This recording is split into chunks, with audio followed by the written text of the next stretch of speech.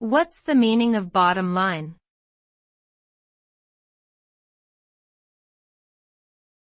Bottom line.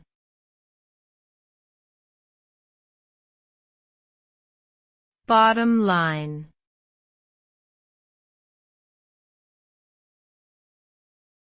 Bottom line.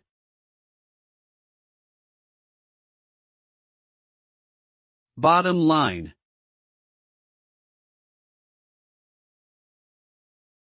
The phrase bottom line is typically used to refer to the ultimate result or conclusion of an analysis or calculation.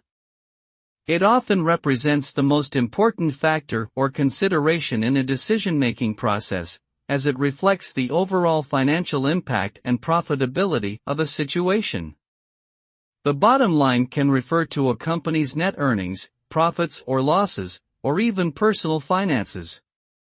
It is a critical metric for investors, businesses, and individuals alike, as it determines the success or failure of a venture.